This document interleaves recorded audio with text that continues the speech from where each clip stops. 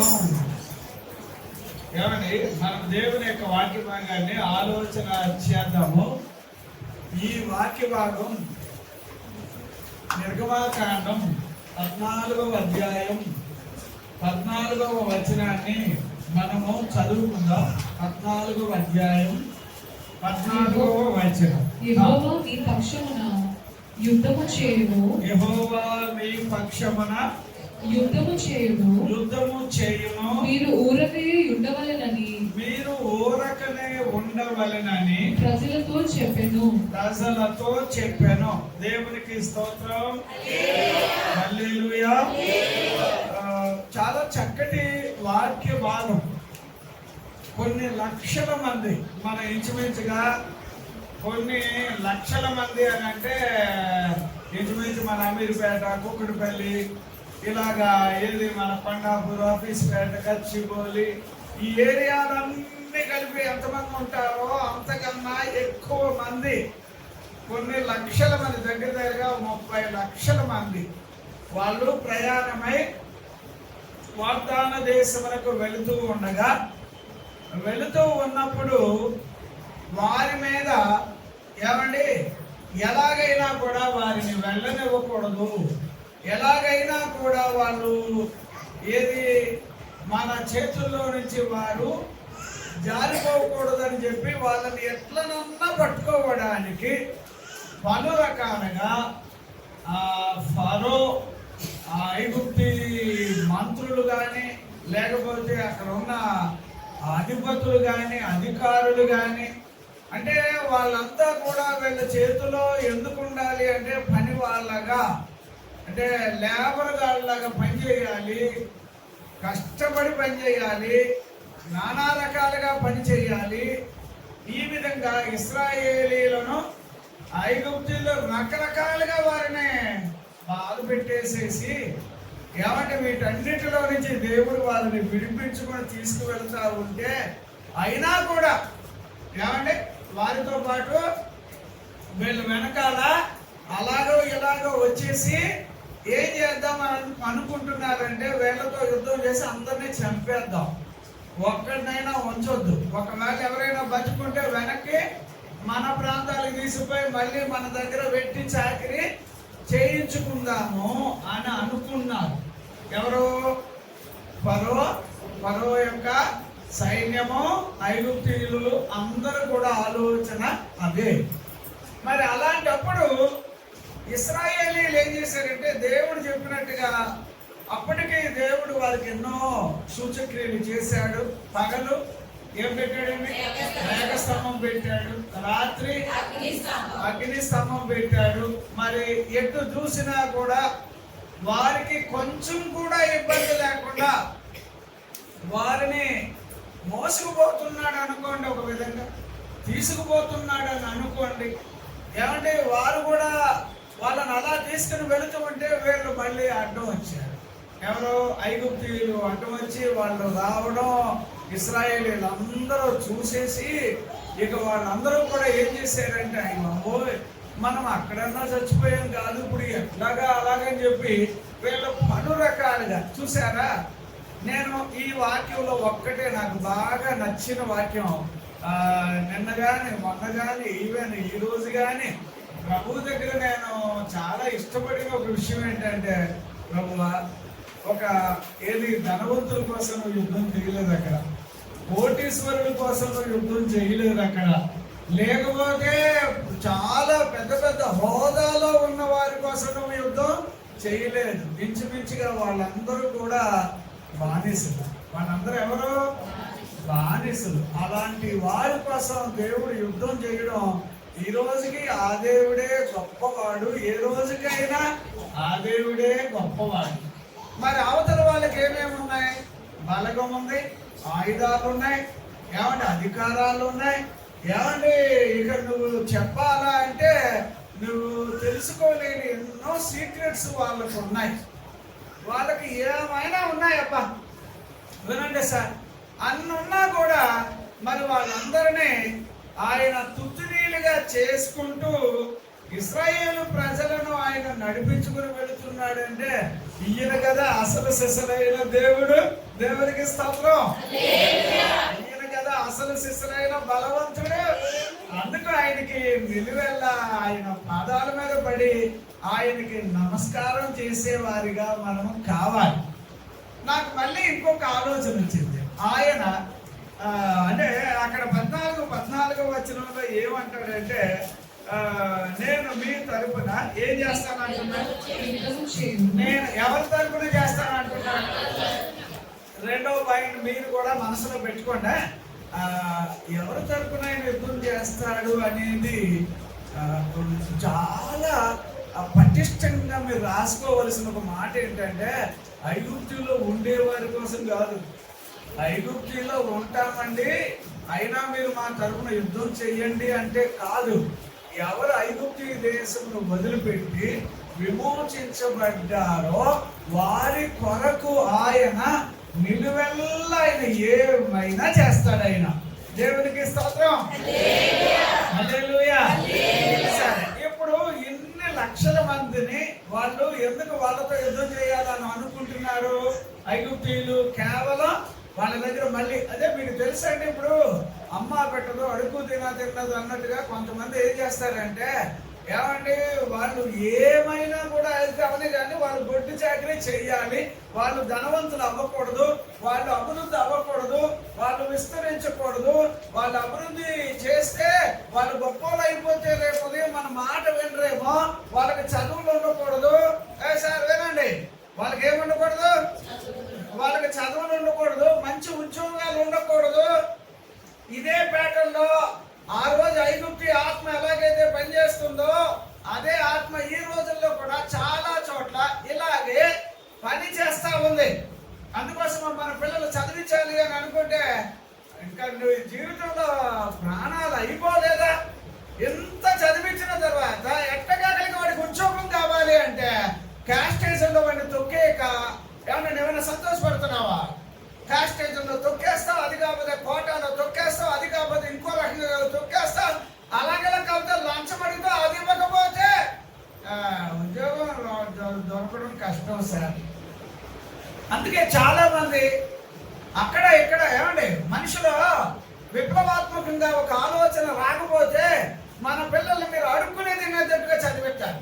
అంటే అడుక్కునే తినేటట్టు అంటే అర్థమైందా? ఏదో కొంత చదివితే చాలే, మన పిల్లలు పైకి రావాలనే ఆలోచన ఉంటే కానీ ఏ తల్లైనా కూడా ఏ తండ్రి అయినా కూడా కష్టపడి చదివిస్తే రాబోయే రోజుల్లో వాళ్ళు మనల్ని పోషిస్తారో పోషించరో తర్వాత సంగతి. కానీ మన పిల్లలు మాత్రం నాసిరకంగా ఉండనే కూడదు. దేవునికి స్తోత్రం. ఎలా ఉండకూడదండి?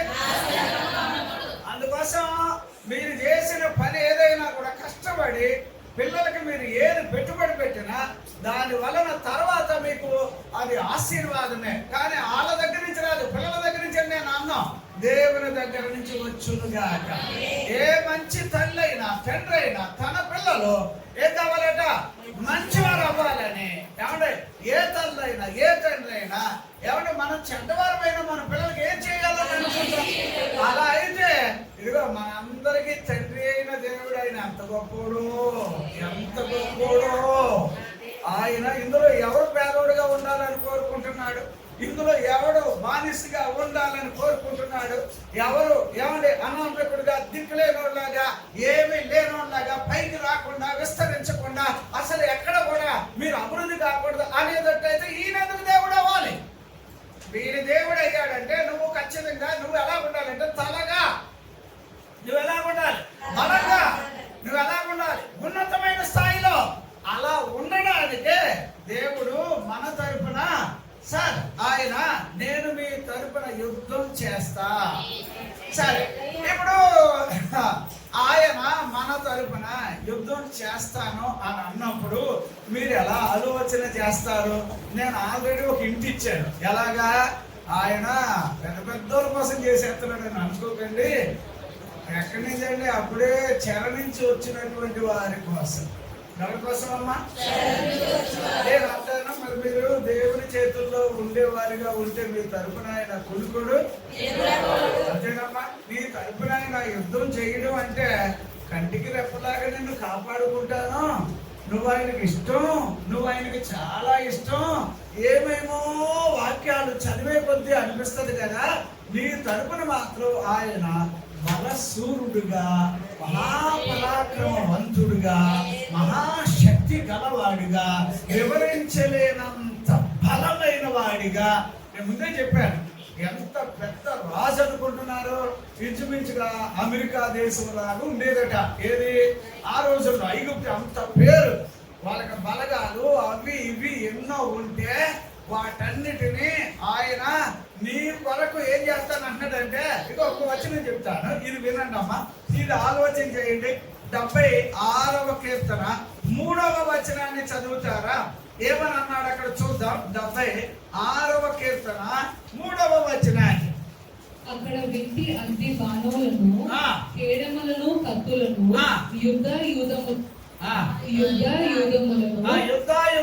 యుద్ధములను ఆయన విరుగగొట్టును. ఏం చేస్తాడమ్మా? అమ్మా, నీ కోసం యుద్ధం చేయడానికి వచ్చే వాళ్ళ యొక్క ఆయుధాలన్నీ కూడా, వాళ్ళు ఎన్ని రకాలైన ఆయుధాలు రకరకాలు వేసుకొని వచ్చిన అవన్నీ ఇది చేస్తాడట. దేవునికి స్తోత్రం. హల్లెలూయా. నీ తరపున ఆయన మహాపరాక్రమవంతుడు అనేది నీకు అర్థమవుతుందా అమ్మా? ఈ వేళ్లతో ఏం చెప్పాడంటే ఇశ్రాయేలీలతో, నేను మీ తరపున యుద్ధం చేస్తానయ్యా, మీరేమి కూడా అటు ఇటు కంగారు పడకూడదు, మీరు మౌనంగా ఉండాలి అన్నాడు. ఏమన్నాడమ్మా? యాక్చువల్లీ మౌనంగా ఉండాలి అంటే అర్థం ఏంటంటే, ఏం లేదు నాకే పట్టింది అన్నట్టు కాదు. ఆయన చేసే కార్యాలు ఎలా ఉంటాయంటే దీర్ఘంగా ఆలోచన చేస్తూ ఉండాలి. నాకు సమస్య వచ్చింది, ఆ సమస్యను ఆయన ఎలా డీల్ చేస్తాడా అని, ఆయన మనిషిని గనుక, ఆయన నాకు తండ్రి గనుక, ఆయన నాకు దేవుడు గనుక, నా విషయంలో ఆయన ఏం చేస్తాడో అది నేను చూడాలి అనేది, అలా ఎదురు చూడడమే మౌనంగా ఉండడం. అర్థమైంది? అక్కడ నేను అంతకన్నా వేరే విశ్వ ప్రయత్నాలు చేయడం కాదు. ఆయన ఎట్లాంటి వాడు నా తరఫున, ఆయన నాకు దేవుడు, ఆయన నాకు సమస్తమై ఉన్నాడు, నా విషయంలో ఆయన యుద్ధము ఎలా చేస్తాడో అని అనడానికి మౌనంగా ఉండండి అన్నాడు. మౌనంగా ఉండండి అంటే ఆయన మర్చిపోమండం కాదు, ఆయన ధ్యానం చేసుకుంటూ, ఆయన ఆలోచన చేస్తూ, ఈ విషయంలో మా నాన్న చూసుకుంటాడులే, నేనెందుకు ఊరికే కంగారు పడడం అని మనం ఎలాగ పిల్లలుగా అనుకుంటామో, అలాగే నా దేవుడు నా విషయంలో ఖచ్చితంగా ఆయన అనుకున్న దరికి చేరుస్తాడు అనే నమ్మకంతో మనము ఆయన మీద ఆధారపడే వారిగా కావాలి. దేవునికి స్తోత్రం. హల్లెలూయా. హల్లెలూయా. అది మాత్రమే కాకుండా ఇంకో వాక్యాన్ని చెబుతారు. ఏమంటే కీర్తనలు 24 8వ వచనం ఒకసారి చదువుతారా? కీర్తనలు 24 అమ్మా. మహిమ గల ఈ రాజు ఎవడు? మహిమ కలిగిన ఈ రాజు ఎవడు? బల శౌర్యములు గల. ఎవరమ్మా? బల శౌర్యము గల యెహోవా. యెహోవా. యుద్ధశూరుడైన యెహోవా. ఎవరమ్మా? ఆయన ఎవరమ్మా? అప్పుడు యుద్ధంలో ఎంతమంది వచ్చినా కూడా మన దేవుడి పేరు ఏం పేరట? చెప్పండి అమ్మా. మరి పర్వ ఎవడాడు? ఎవడైతే రాకేటి ఆడికొక ఏదో ఆయుధాలు ఉన్నాయి, రే నీ ఆయుధాలు వేసుకుని వస్తున్నా ఇది చేస్తాను అంటున్నాడు. ఆయన అన్నిటిని ఏం చేస్తాడట? ఉత్తిని చేసి పడేస్తాడట. ఏమంటారు? నిజమేనంటారా? మరి అలా చేసాడంటారా? ఆలోచన చేయండి అబ్బా. అతడు అలాగా దగ్గరగా ఎన్నో మంది రథాల మీద సైనికులను, ఏమండి ఫరోకి సంబంధమైన రాజరికమైన, ఏమండి ప్రభుత్వ సంబంధమైన ఏది సైనికులు గాక ఐగుప్తు దేశంలో కూడా ఇంకా బెటాలియన్లు ఉంటాయి చూడండి, అలాంటి వాళ్ళందరూ లేపుకొని దగ్గరగా నేను అనుకుంటాను, ఏమండి కొన్ని వేల మంది ఆయుధాలతో వచ్చేస్తుంటే వాళ్ళందరినీ అలా చూస్తుంటే మీరు మౌనంగా ఉండండి. నేను ఎవరినో మీరు గుర్తుపట్టాలి. ఇప్పుడు అది ఆయన చెప్పేది అర్థమైందా? మీరు మౌనంగా ఉండాలి, నేనేం చేస్తున్నాను ఆయన చూడండి. అలాగ అన్నప్పుడు అప్పుడు మనం ఆయనకి ఏమైపోతాం? ఫేవర్ గా మారమా? ఇష్టంగా మారమా? ఏమండి, ఏమైనా ఏం చేసినా ఆయన చూసుకుంటాడు అన్నట్టుగా తనకి భలే మెచ్చేసుకునేటట్టుగా మనము ఆయనను తలపోసుకుంటూనే ఉంటాం. దేవునికి స్తోత్రం. హల్లెలూయా. పాయింట్ నెంబర్ 1లో ఆయన నీ తరఫున యుద్ధం చేశాడు. ఓకేనా? యుద్ధం, ఏ యుద్ధము అనే దాని మీద మీరు నేను ఆలోచన చేయాల్సింది. బైబిల్లో 7 రకాలు జాతులు ఉన్నాయి అనేది మనకి తెలుసు. అవొక పక్కన పెడదాం. ఏది? ఫెరీజీలు, హిబ్రీలు, ఏబీసీలు, ఇవన్నీ అవి ఒక పక్కన పెడదాం. అవి కాకుండా ఈరోజు మనము పైకి వస్తా ఉంటే అడ్డుపడే వాళ్ళు ఆ రోజుల్లో ఉన్నారు. వాళ్ళు ఏం చేసేవారంటే ఖచ్చితంగా ఇప్పుడు ఐగుప్తి ఇతడేమో యుద్ధం చేయడం, మీదడిపోవడం, వీళ్ళందరినీ చంపేయాలి.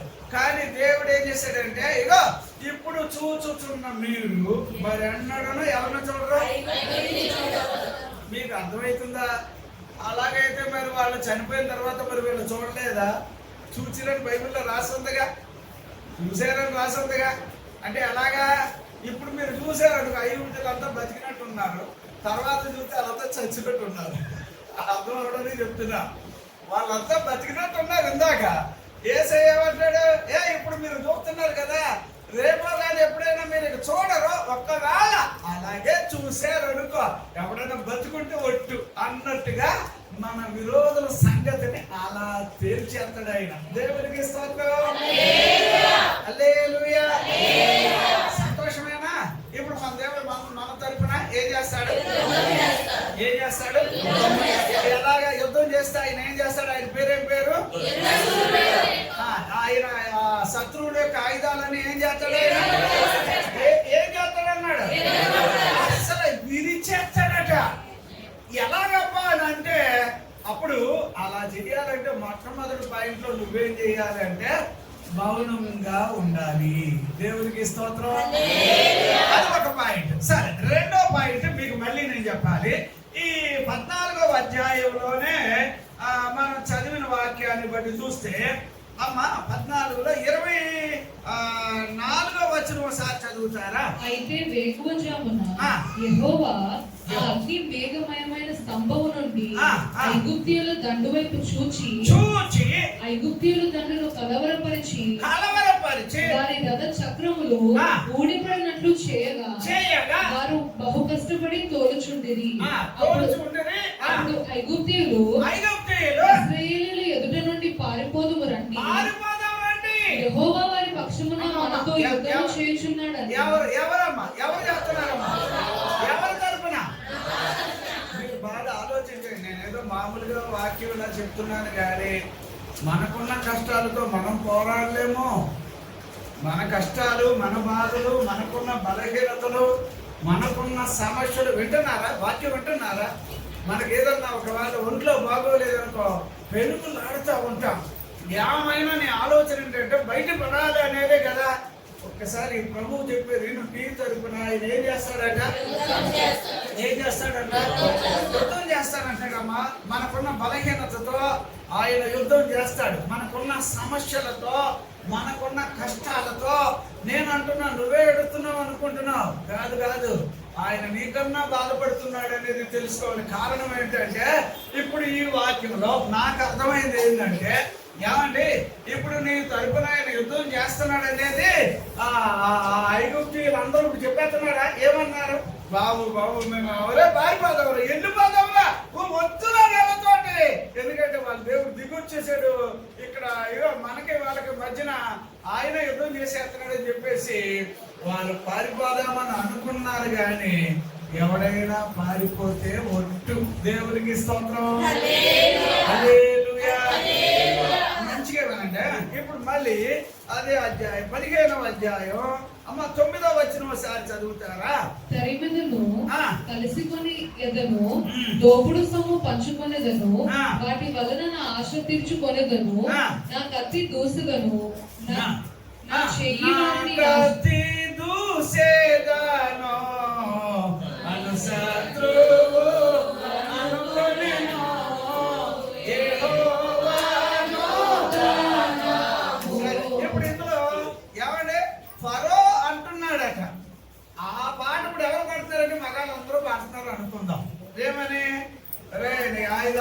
రావు, నువ్వు ఇలాగనుకున్నావు, నువ్వు అలాగనుకున్నావు, ఇంకొకలాగా అనుకున్నావు అని.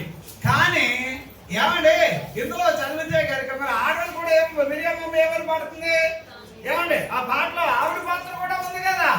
అందుచేత నేనేమంటానంటే ఆడవాళ్ళైనా మగాళ్ళైనా నీ తరపున ఆయన యుద్ధం చేసేవాడు నిజమని నమ్మి ఏమండి నువ్వు మాత్రం ఆయన చేసే కార్యాలను ఏమండి అవి నువ్వు తలపోసుకుంటూ ఉండేవాడిగా కావాలట. దేవునికి స్తోత్రం. హల్లెలూయా. ఇప్పుడు ద్వితీయోపదేశకాండం 1వ అధ్యాయం 30వ వచనం ఒకసారి చదువుతారమ్మా. ద్వితీయోపదేశకాండం 1వ అధ్యాయం 30వ వచనంలో ఏమంటున్నాడు ఆయన? నడుచుచున్న మీ దేవుడైన యెహోవా మీ కన్నుల ఎదుట ఐగుప్తులోను అరణ్యములోను నీ కొరకు చేసినట్టు మీ పక్షముగా యుద్ధము చేయును. ఏంటమ్మా మీ తరపున ఏం చేస్తాడమ్మా? యుద్ధము చేయును. మీరు ఈ చోటికి చేరు వరకు మీరు వచ్చిన మార్గం అంతటిలోనూ మనుష్యుడు తన కుమారుని ఎత్తుకున్నట్లు. అప్పుడు మీరు ఏ చోటుకి వెళ్ళాలనుకుంటారమ్మా? ఎవరెవరు గుడిసెల్లోకి వెళ్ళాలి, గుడిసెల్లో బతకాలి, అలా లెక్క ఉందా? ఎవరికైనా ఉన్నదా? మేము ఎంతైనా సరే గుడిసేసుకుంటాం, గుడిసెలో బతుకుతాం. అదే అక్కడికి చేరాలా?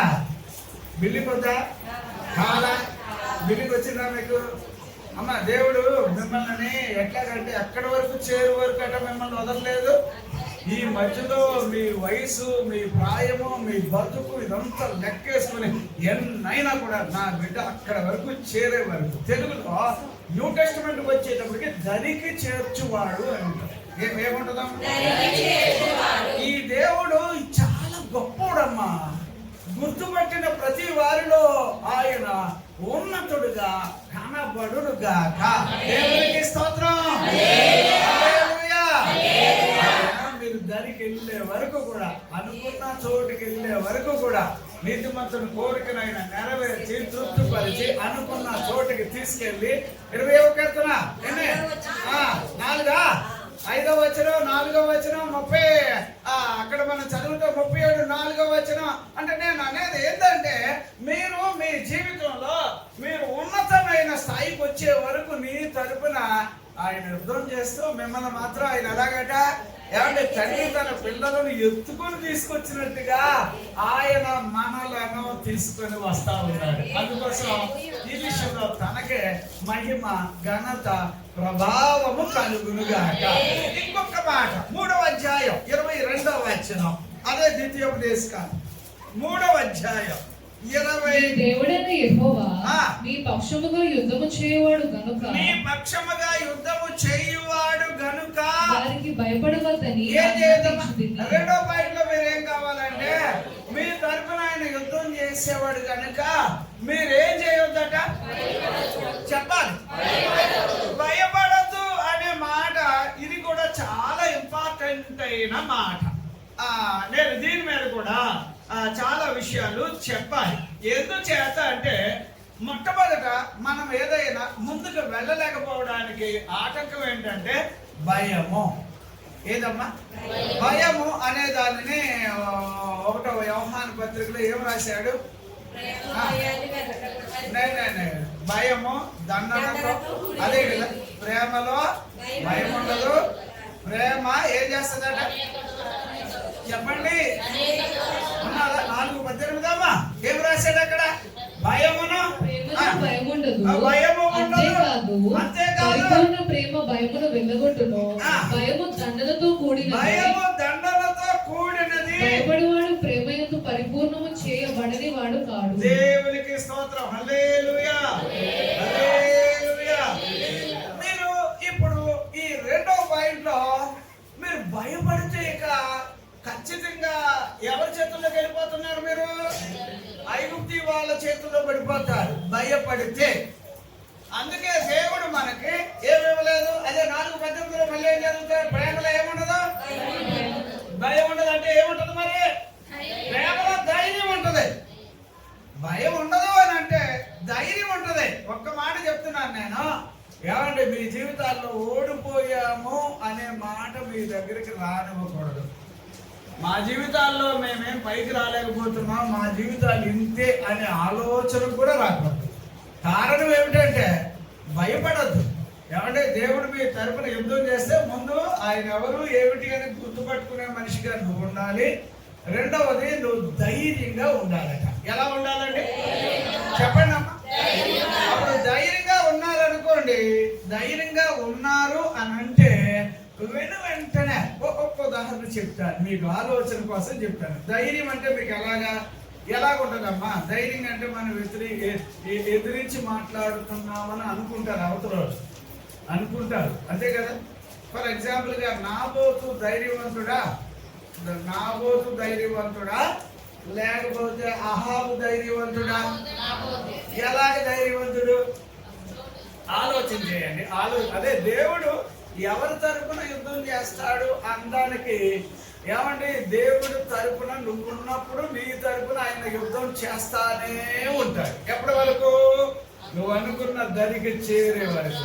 ఎలా తీసుకెళ్తాడు? తండ్రిలాగా మోసుకొని వెళ్తాడు. దేవునికి స్తోత్రం.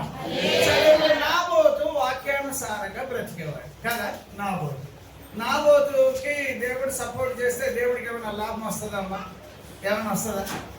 దేవుడు నాబోతు సైడ్ వెళ్ళాడు, నేను అతని తరపున వాదిస్తాను, అతని తరపున అంటే ఇప్పుడు నేను ఈ వాక్యం ఎలా చెప్పాలనుకున్నానంటే దేవుడి తరపున వకాలతా తీసుకున్నట్టు ఉంది. వకాలతా అంటే తెలుసా? ఏమంటే నీ తరపున వాదించేవాడిగా, నీ తరపున యుద్ధం చేసేవాడిగా, నీ తరపున పాత్ర వహించేవాడిగా. ఇప్పుడు నాబోతు నీ చోటు నాకు ఇచ్చేసేవయ్యా, నేను ఏదో రకంగా కూరగాయలు అవో ఇవో పండించుకుంటాను, నాకు ఇచ్చేసేయాలి నువ్వు అని అంటే, లేదండి మా బైబిల్ ప్రకారంగా మాకు ఇవ్వబడిన ధర్మశాస్త్రం ప్రకారంగా అవి మేము అమ్ముకోవడానికి కాదు, బతికినంత వరకు తినడానికి, దాని మీద ఏమైనా పంట వేసుకొని తినడం తప్ప, అది మా పూర్వీకులది, అలా ఉండిపోవలసిందే కానీ అది అమ్ముకునేది కాదయ్యా అని అనగానే రాజుగారు వాడికి ఎంత ఇదంటే, ఆఫ్టర్ ఆల్ ఒక ఏది అంతకన్నా ఎంత తక్కువడు లేదా అలాగే ఇలాగ లెక్కలేసి ఇతను నేను ఏమన్నా సరే అలాగేలాగనంటే ఎడ్డొచ్చినా కూడా అడ్డొచ్చింది ఏంటంటే, అబ్బా ఆయన దేవుని మనిషి వాక్యం పట్టుకొని వచ్చాడు, వాక్యాన్ని పట్టుకొని పితరుల స్వాస్థ్యం అంటాడు, దేవుడు అమ్మకూడదని చెప్పాడని అంటున్నాడని చెప్పి మూతు ముడుచుకొని ఇంటికి వెళ్ళి తిండి తినకుండా ఏడు ముఖంతో ఉన్నాడట. ఇప్పుడు ఎవరు పిరుకోలు ఇందులో? కావండి అహాబు పేరు కూడా, నాబోతు పేరు కూడా. అప్పుడు నాబోతు గారు మామూలుగా ఇంటికి పోయి హాయిగానే ఉన్నాడు, కానీ ఆ ఆవిడ గారు అడిగిందంటే అడిగి ఏదో చేసి మొత్తానికి లేనిపోని కథలు రాసి ఏమండి ఇప్పుడు యుద్ధం ఎవరి తరపున చేస్తున్నాడు దేవుడు? చెప్పండి అమ్మా.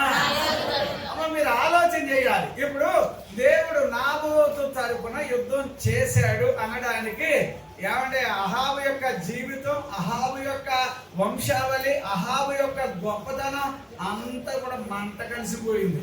అర్థమైందా? ఎవరి వల్ల? దేవుని మనిషిని ఏదో చేద్దామని అనుకుంటే అది కుదరదు అలాగని చెప్పి సలహాలు ఇచ్చినా కూడా అది వినలేదు. వినకపోతే అతను ఎంత వస్తాదైనా, రాజైనా, అభిషేకించబడిన రాజైనా తప్పుడు వేసాలేసి ఒక నీతిమంతుడు పొట్టను పెట్టుకుంటే దేవుడు ఊరుకునేవాడు కాదు. అహాబు ఏం చేశాడంటే ఎంత చేసి కబ్జా చేసుకుని ఏదో అలాగ అనుకుంటే దేవుని సేవకుడు వచ్చి వారిని ఇచ్చాడా? అంటే అప్పుడు ఎవరి తరపున ఆయన యుద్ధం చేశాడు? నాబోతు. అమ్మ మనలాంటి వాళ్ళ తరపున మనకి బలమైన అండైన శక్తి అయినా ఏమండి నేను అంటున్నా వినండి అమ్మా, మన తరపున ఎవరో ఉంటారని అనుకోవద్దు. ఈ రోజుకైనా ఏ రోజుకైనా యేసు ప్రభువే ఉండును గాక. దేవునికి స్తోత్రం. మన తరపున ఉన్న వాళ్ళు ఏమండి నేను అంటాను ఆలోచన చేస్తే అద్భుతమైన దేవుడు అండి మన తరపున ఉన్న దేవాది దేవుడు. అందుచేత ఆయన మీకు ఇంకో ఉదాహరణ చెప్తాను. అంటే జనరల్ గా ఇలాంటి వాళ్ళ తరపున దేవుడు యుద్ధం చెయ్యడం అంటే అవును ఆయన దేవుడు గనుక, నిజమైన దేవుడు గనుక, యథార్థమైన దేవుడు గనుక ఏమండి నలిపేసి ఇలా తొక్కేసి వెళ్ళిపోతాం వీళ్ళ మీద అని అనుకుంటుంటే అలాంటి పెద్ద పెద్ద వాళ్ళతో ఈయన యుద్ధం చెయ్యడం ఆయనకి ఇష్టం. దేవునికి స్తోత్రం. ఇప్పుడు బాలాకు వచ్చాడు. బాలాకు వచ్చి ఎవరిని పట్టుకున్నాడు? బిలామును పట్టుకున్నాడు. ఏంటంటే వాళ్ళిద్దరు ఉద్దేశం ఏంటి? ఇప్పుడు ఇశ్రాయేలీయులతో ఎలా యుద్ధమో తెలుసా? అడిచి పాడేయాలి. వాళ్ళ జీవితంలో పైకి లేవకూడదు. వాళ్ళు ఎలా ఉన్నారు అనుకుంటున్నారు సార్? అలాగలాగని బాలాకు చెప్పడం, ఏమంటే బిలాము దానిని వినడం. బిలాము యావరేజ్గా సరే మీరు ఏమైనా తెచ్చారా, ఎంత ఇస్తారు, లంచం ఇస్తారా, అది ఇస్తారా అని ఎదురు చూడటం. ఏమంటే పొలోమని సపించేద్దాం అంటే ఏమండి ఇప్పుడు దేవుడిని తరపున యుద్ధం ఆడాడు అంటే సార్ మీరు నాశరకంగా ఉండడానిక, ఆశీర్వాదకరంగా ఉండడానిక చెప్పండమ్మా.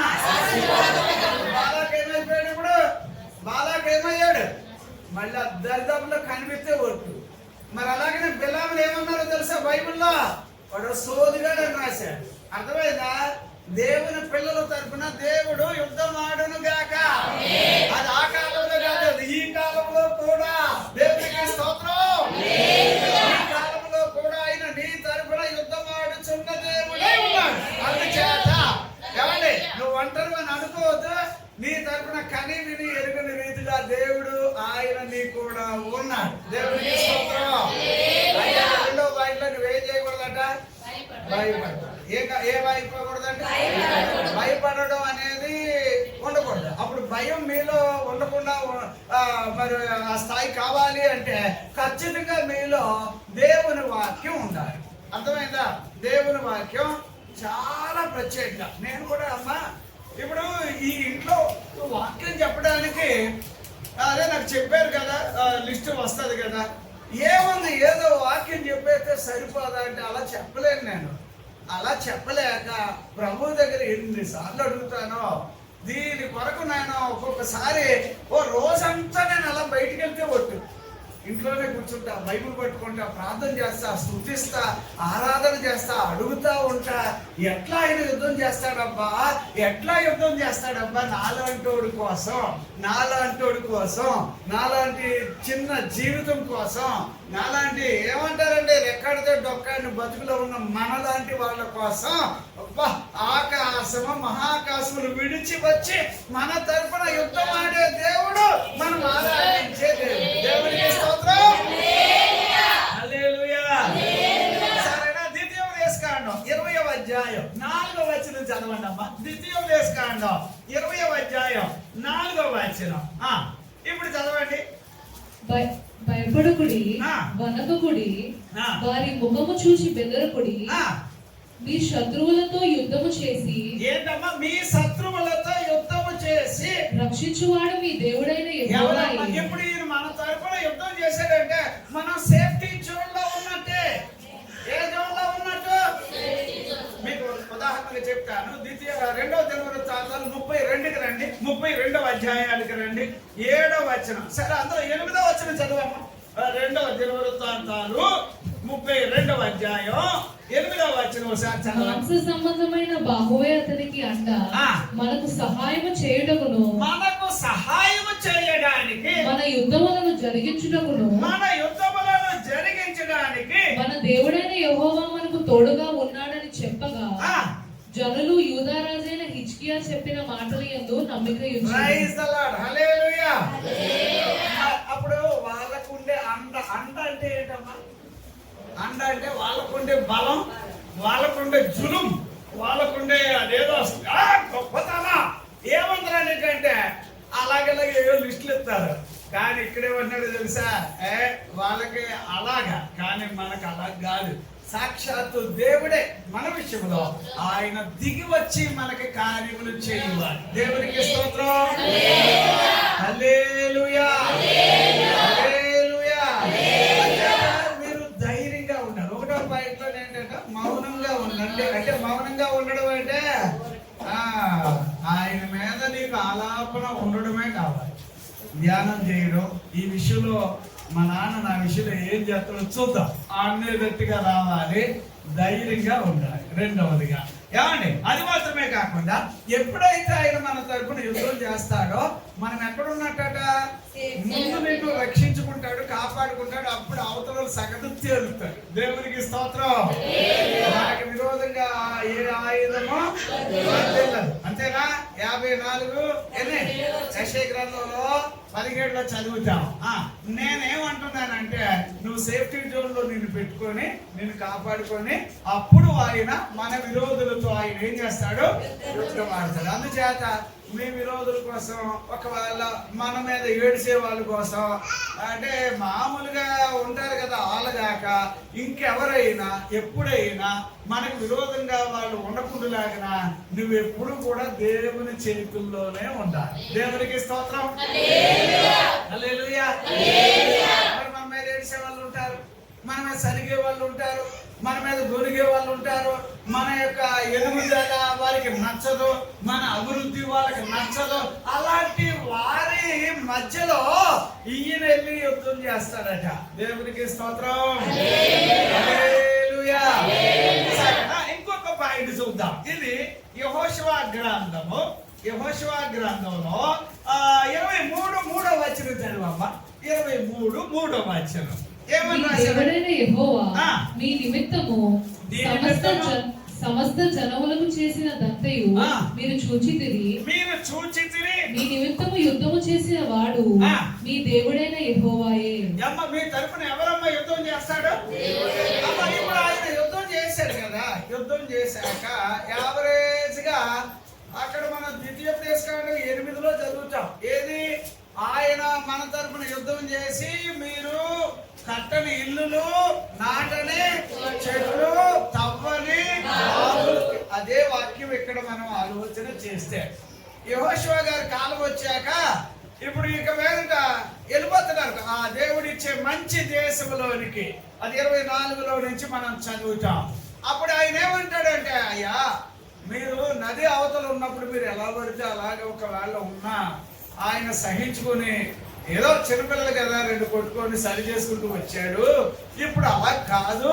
మీరు ఇప్పుడు ఎలా ఉండాలి అని అంటే, ఏ స్థాయిలో ఉండాలి అంటే, ఎంత ఉన్నతంగా ఉండాలి అంటే, ఇన్ని చెయ్యడానికి కారణం ఆయన మీ తరఫున యుద్ధం ఆడెను. దేవునికి స్తోత్రం.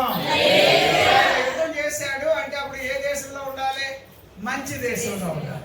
ఏమండి? ఆయన మీ తరఫున యుద్ధం చేశాడు అంటే అప్పుడు మీ స్థితి ఎలా ఉండాలి? చెప్పండి అబ్బా. మంచిగా ఉండాలా వద్దా? చెట్లు ఉండాలి, ఫలాలు ఉండాలి, పిల్లలు ఉండాలి, సంపద ఉండాలి, ఏమంటే ఆస్తులు ఉండాలి. చెప్పలేటమ్మా. ఆస్తులు ఉండాలి అంటే ఇప్పుడు కొన్ని చోట్ల చూసారా, ఎవరైనా రింగ్ ఎలా వదిలేస్తే రింగ్ ఎత్తుకుపోతారు, బంగారు రింగ్ అని కదా. కొన్ని చోట్ల అలా ఉంటారు. కానీ మన మందిరంలో అలా ఉండాల్సిన అవసరం లేదు. మీరు ఆస్తిపరులుగా ఉండాలి, మీకు విలువైన వస్తువులు ఉండాలి, ఘనమైన స్థాయిలో ఉండాలి. ఎందుకు అంటే ఆయన మీకు ఇవన్నీ కూడా ఇచ్చాడు అనడానికి మీ తరపున ఆయన యుద్ధమాడేను. దేవునికి స్తోత్రం. హల్లెలూయా. యెహోషువ గ్రంథము 10వ అధ్యాయం 14వ వచనం ఒకసారి చదవమ్మ. అక్కడ ఏమని రాశాడో చూద్దాం. దేవునికి మహిమ కలుగునుగాక. యెహోవా ఒక నరుని మనవి వినినా ఆ దినము వంటి దినము దానికి ముందుగాని దానికి తరువాతే గాని ఉండలేదు. నాడు యెహోవా ఇశ్రాయేలీయుల పక్షముగా ఎవరి తరపునమ్మా? ఇశ్రాయేలీయుల పక్షముగా యుద్ధము చేసెను. ఎవరమ్మా? అమ్మా అక్కడ మీరు ఆలోచన చేయండి. యుద్ధము అనగానే యుద్ధంలో మీరు బాగా గుర్తించాల్సిన విషయం ఏంటంటే, కొంచెం పొద్దుపోతుంది అంటే చీకటి అయిపోతా ఉంటే అవతల వాళ్ళు వచ్చేసి నెగ్గేస్తారేమో అని యెహోషువ గారు ఏం చేశారట? సూర్యుని ఒక చోట, చంద్రుని ఒక చోట ఆపేశాడు అనుకుందాం. ఆ అర్థం ఏమిటంటారు? దీంట్లో మనకి తెలిసేది ఏంటంటారు? యుద్ధంలో జయము నీదే. దేవునికి స్తోత్రం. యుద్ధంలో జయము ఎవరిదే? యుద్ధం ఆయన చేస్తున్నాడు అనుకో, మీరుగా చేసేది ఆయన. అప్పుడు ఆయన ఓటమి అనేది ఆయనకు ఉండదు. దేవునికి ఏముండదమ్మా? ఏముండదు చెప్పండి. ఒక్కసారి 140వ కీర్తన 7వ వచనం ఒకసారి చదువుతారా? ఏమంటున్నాడు అక్కడ? ఏమని అంటున్నాడు? ఆయన చాలా యెహోవా నా రక్షణ దుర్గము, యుద్ధ దినమున నీవు నా తలను కాయుదు. ఏం చేస్తాడమ్మా? యుద్ధ దినమున నీవు నా తలను కాయుదు.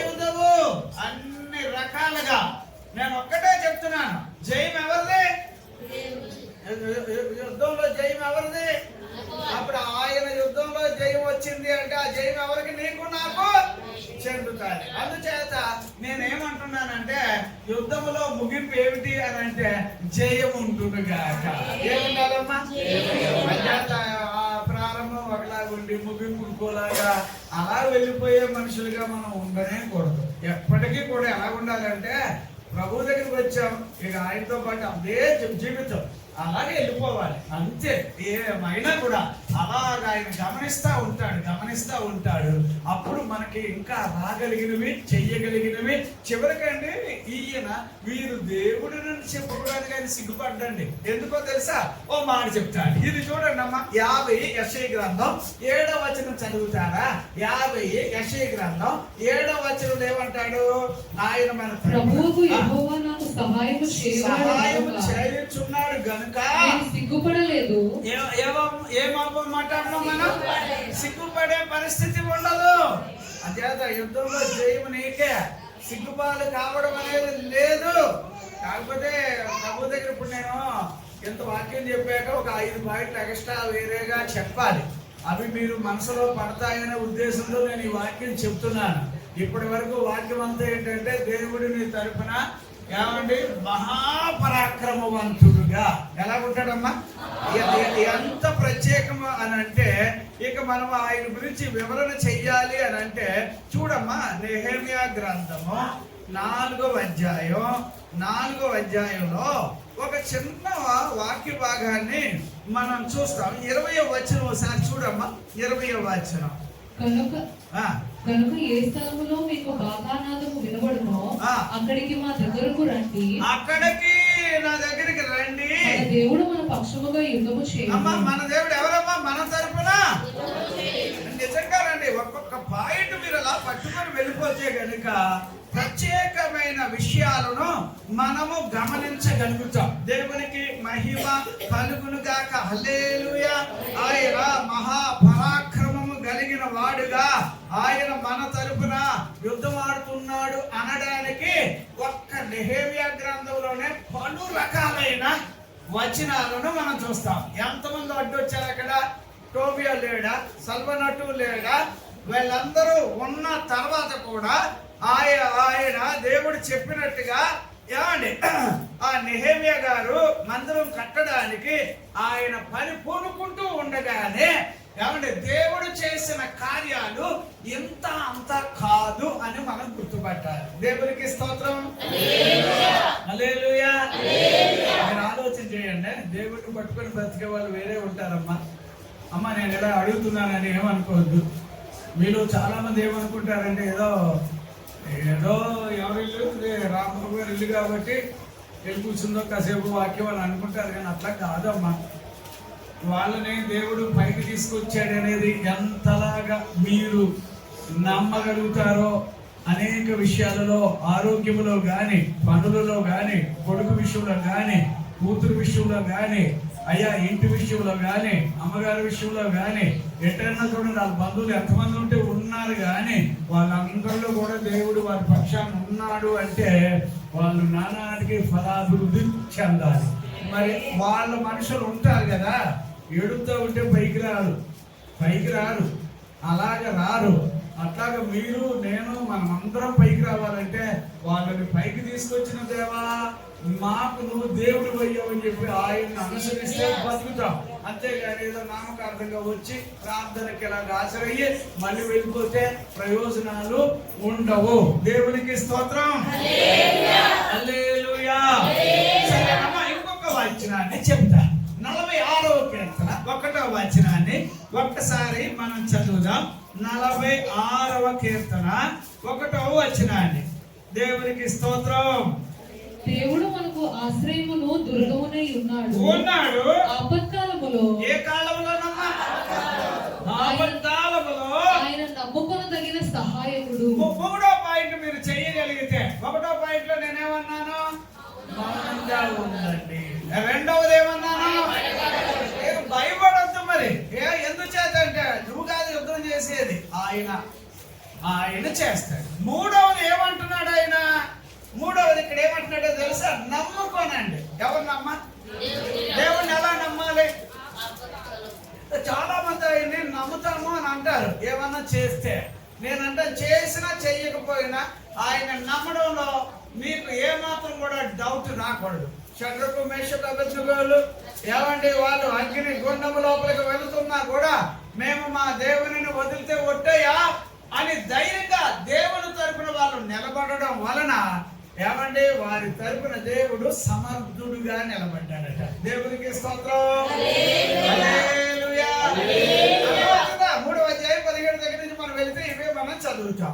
నేనేమంటున్నానంటే 3వ పాయింట్లో దేవుని దగ్గర మీరు యుద్ధం ఆయనే చేస్తున్నాడు కాబట్టి ఇప్పుడు మీరు ఏమనాలంటే 3వ పాయింట్లో, ప్రభువా నేను ఎట్టి పరిస్థితుల్లో నేను నీకు అపనమ్మకస్తుడిగా నీ ఎదుట నేను ఉండను. దేవునికి స్తోత్రం. హల్లెలూయా. దేవుడు పెద్ద కార్యాలు చేయుడుగా. ఏ కార్యాలు చేయాలమ్మా? పెద్ద కార్యాలు. యుద్ధం ఎవరిది అని ఎవరన్నారు? గట్టిగా చెప్పండి. అంతే కదా. 17:47లోనే ఇక్కడ ఆయన అంటాడు, 1వ సమూయేలు గ్రంథంలో యుద్ధం నాది కాదు, యుద్ధం ఎవరిది? తరపున ఆయన యుద్ధం చెయ్యునుగాక, నీకు విరోధంగా ఉన్న వాటిని అణిచేయునుగాక, నీకు కాగలిగిన అభివృద్ధిని ఇచ్చునుగాక, నీకు ఉండగలిగిన రక్షణ ఉండునుగాక, నీకు ఉండగలిగినటువంటి ప్రతిదీ మంచి దేశంలో నువ్వు విస్తరించాలనేది దేవుని యొక్క ఆలోచన. దేవునికి స్తోత్రం.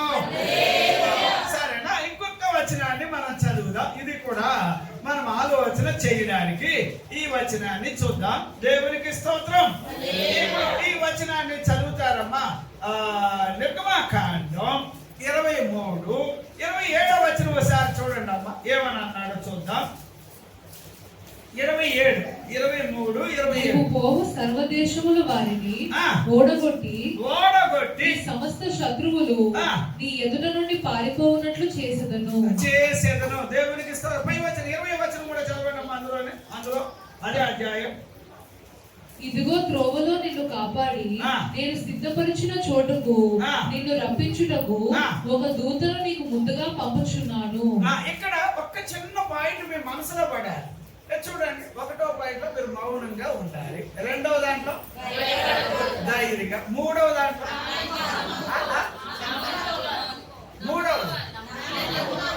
ఏమనాలి? నమ్మకం అంటే ఎట్లాగా? ఇక రాజీ పడకూడదు. ఏమైనా కూడా నమ్మితే బోల్డ్ ఆశీర్వాదాలు ఉన్నాయనేది బైబిల్లో చదువుతాం. ఇప్పుడు 4వ పాయింట్లో దేవుని పట్ల భయము భక్తి కలిగి ఉండాలట. ఏముండాలమ్మా? ఇంతే ఇక్కడ ఇదే ఉంది. మీరు ఏం లేదు, ఆయన పిల్లలు అంటే ఆ భక్తి ఉంటుంది కాదు. ఆయన సన్నిధిని జాగ్రత్తగా నుండి ఆయన మాట వినవలెను. ఎన్నో వచనం చదువు? 21. చదవండి అమ్మా. ఆయన సన్నిధిని జాగ్రత్తగా నుండి ఆయన మాట వినవలెను. ఏం లేదు, ఎందులో మీరు గమనించండి అమ్మా. దేవుని మనిషిగా నువ్వు ఉండి తీరాలని. దేవుని మనిషిగా నువ్వేం కావాలి? మనిషిగా ఉండాలి. భయం ఉండాలి. భయం అంటే తెలుసా? దేవుని పట్ల భయం అంటే అది ఏంటంటారు దాన్ని? హానర్ చేయడం, రెవరెన్స్ ఇవ్వడం, ఆయన యోగ్యుడిని చెప్పడం, ఆయన గొప్పవాడని చెప్పడం. అర్థమవుతుందా? ఇప్పుడు దేవుని పట్ల భయపడు, మా అమ్మ నాన్నకి నేను భయపడుతున్నానంటే అదేంటి చేతులు కట్టుకొని ఉండడం కాదుగా, అట్లా కాదుగా. అర్థమవుతుందా? అంటే వాళ్ళు అంటే నాకు గౌరవం, వాళ్ళంటే నాకు మర్యాద. అలాగే ఈ దేవుని పట్ల నీకు ఎలా ఉండాలంటే యుద్ధం ఆయన నీ తరపునే చేస్తున్నాడు. నీకు జయం తథ్యం, నీకు మంచి దేశంలో ఉండడం ఖాయం. నీ విరోధులందరూ కూడా నువ్వు చూస్తే వాళ్ళు చచ్చిన వాళ్ళకి ఉంటారు తప్ప ఎవడు కూడా నీ మీద లేచి చేయి జాడించడానికి కుదరదు. అదే బైబిల్లో ఉన్న సత్యం. ఇది నీ మనసులో పడితే కనుక నువ్వు చేయాల్సింది ఒకటి, ముందు ఆయన ఎక్కువ ధ్యానం చేసుకో. ఎక్కువ ఆయన మీద మౌనం అంటే ఏంటి? మందిరానికి రావడం, లేదా దేవుని సన్నిధిలో కూర్చోవడం, దేవునితోటి మంచి అంటే ఈ క్రమంగా ఉండే క్రైస్తవులు ఉంటారు. క్రమంగా ఉండే క్రైస్తవులు అంటే క్రైస్తవుల్లో కూడా క్రమం లేని క్రైస్తవులు ఉంటారు. ఆ రేంజ్కి మనం ఉండకూడదు. అంటే ఏదో ఏ అండగా గొడుగు వేసుకొని బతుకుతారు చూడండి, అది కాదు. ఖచ్చితంగా క్రమంగా ఉండండి. నువ్వు నీ ఇంటి వారు అనేదే మన యెహోషువ గ్రంథంలో ఇప్పుడు 23లో మనం అది చదివిన 24, 15 వచనంలో అదే కదా మనం చదివేది. అంత జాగ్రత్తగా ఉండండి. రెండో విషయంలో మీరు ఏం చేయాలట? ఏమంటే దేవుడు అంటే మీకు ఎలా ఉండాలంటే ఒక రకమైన ధైర్యవంతులుగా.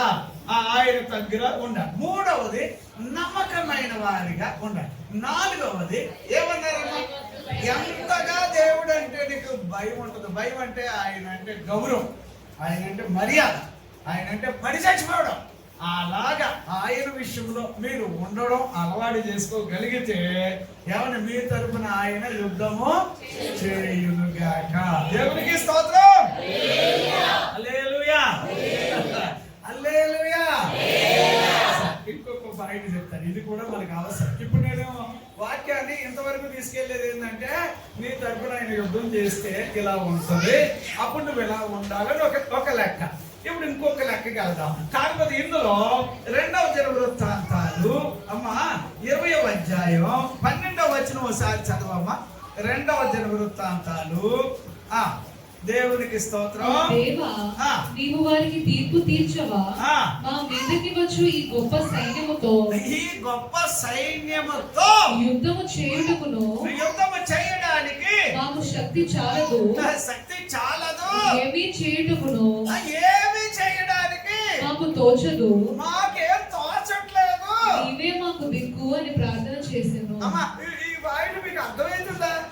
ఏమండి, 1వ పాయింట్ నువ్వు ఎలా ఉండాలట, 2వ దాంట్లో ధైర్యంగా, 3వ పాయింట్ బాగా మంచి నమ్మకంగా, 4వ పాయింట్ ఆయన పట్ల భక్తి వైరాగ్యం ఉండాలి. 5వ పాయింట్ ప్రార్థన చేయండి. ఏం చేయండి అమ్మా? ఈ రోజు ఎంతమంది ప్రార్థన చేశారు? నేను అడుగుతానని మీరు ఆల్రెడీ చేసేసి వచ్చేస్తున్నారు. మీరు ఎంతమంది చేశారు ప్రార్థన? ఎవరు చేయలేదు. ఒరే నువ్వు చేసావా? ఈ స్టైల్ గాడండి. ఒరే నువ్వు చేసావరా? వేసుకోవాలన్నా డాడీ అన్నం పెట్టడానికి లేదు అన్న, చెయ్యాలమ్మా, ప్రార్థన చేయాలి. సరే, ఇప్పుడు ఈయన ఎవరమ్మా? ప్రార్థన చేసిన ఆయన ఎవరు? మామూలు అతన రాజుగారు కదమ్మా. రాజుగారు అయి ఉంటే ఏమంటున్నాడు తెలుసా? ప్రభువా ఏమీ తోచట్లేదు. ఎందుకంటే ఏమంటే అవతల వాళ్ళు అన్ని అలాగా వచ్చినారట, అంతలాగా వచ్చినారట. వాళ్ళు యుద్ధానికి మామూలుగా కాదు, చాలా వెల్ ప్రిపేర్డ్ అయ్యి వచ్చారట. అప్పుడు ఈయనేం చేస్తున్నాడో తెలుసా? 15వ వచనం చదవండి అమ్మా. అందులోనే 15వ వచనం ఏమన్నాడు? యూదావారులారా, యెరూషలేము కాపురస్తులారా, యెహోషాపాతు రాజా, మీరందరూ ఆలకించుడి. యెహోవా సెలవిచ్చినదేమనగా ఈ గొప్ప సైన్యమునకు మీరు భయపడకుడి. మీరేం భయపడద్దు, జడియకుడి. ఈ యుద్ధము మీరు కాదు, దేవుడే జరిగించును. ఎవరు జరిగిస్తారు చెప్పండమ్మా. మీరు ఆలోచన చేస్తున్నారా? యుద్ధం ఎవరు చేయాలి? ఇప్పుడు అప్పుడు మీ పాత్ర ఏంటి ఇందులో? ప్రార్థన చేయండి. ఏం చేయండి? ఏమని ప్రార్థన చేస్తారు? యుద్ధం చేసేది ఆయన. ఇప్పుడు ఆయన ఎవరికి ప్రార్థన చేస్తారు? ఎలాగ ఈ పాయింట్ ఎలాగ నాకు చెప్పండి. ఇప్పుడు నేను ఇప్పుడు ప్రార్థన చేస్తున్నాను. ఏమనంట? యుద్ధంలో రెడీగా ఉంది, పలు దేశాలు మీదకి వచ్చారు. ఇప్పుడు ఈయన రాజుగారు. ఇప్పుడు ఈయన ఏమంటాడంటే ప్రార్థన చేశాను. ఏమని ప్రార్థన చేస్తున్నాడు? ఏమని? ప్రభువా మాకు బలం చాలదు ప్రభువా, ప్రభువా మాకు శక్తి చాలదు ప్రభువా. అంటే ఈ యుద్ధంలో జయం ఇవ్వడమే కాదు కానీ కనీ మీరు ఎరుగునంతలాగా ఆయన బలంగా సహాయం చేస్తాడట. దేవునికి స్తోత్రం. హల్లెలూయా. మళ్ళీ ఆ ప్రార్థన దగ్గర మీరు ఇంకా బాగా ఆలోచన చేయాలి. ఏమనంటే ఈయనేమో పేరు యుద్ధమేమో మాతో కాదు, ఈయన అంటాడు ఏమని? ప్రభు నీ మీద ఎవరైనా నెగ్గుతారా అంటాడు. ఇలాగా ఈ మాటలు వస్తాయి, ఈ రాజులు మాట్లాడే మాటలు. యాక్చువల్లీ వీళ్ళ మీద యుద్ధం జరిగితే ఇది ఎవరి మీద పడుతున్నారో దేవుడి మీద పెట్టేస్తారు. మీకు తెలుసా, ఇలాగా యుద్ధం జరుగుతున్న సందర్భాలలో పరిస్థితులు ఇలా కఠినంగా ఉన్న సమయాలు బాగా వినండి అమ్మా. ఒక పాయింట్ ఏంటి చెప్పండి నాకు? యుద్ధమే జరుగుతుంది, మౌనంగా ఉండాలి. 2వది, 3వది గట్టిగా నమ్మాలి దేవుడిని. మామూలుగా కాదు, మామూలు రేంజ్ గా నమ్మడం వేరే, చాలా గట్టిగా షడ్రకు మేషకు అభ్యర్థిగోల్లాగా. తర్వాత 5వది దైవభక్తి కలిగి ఉండండి. 6వది ఏం చేయండి? ఒక్కటి చేయండి. ఇప్పుడు నేను ఎన్ని చెప్తే ఇవన్నీ వచ్చినాయి? మౌనంగా ఉండడం, ఇంకేంటమ్మా?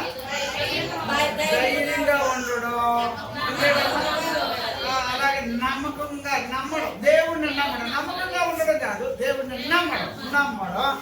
నాలుగవది భయభక్తి కలిగి ఉండడం. ఐదవది ప్రార్థన చేయడం. ఇవన్నీ మీరు చూస్తుంటే ఎట్లాగున్నాయంటే, ఇదేంట్రా బాబు యుద్ధం జరుగుతుంటే మా పనిదా? అర్థమవుతుందా మీకు?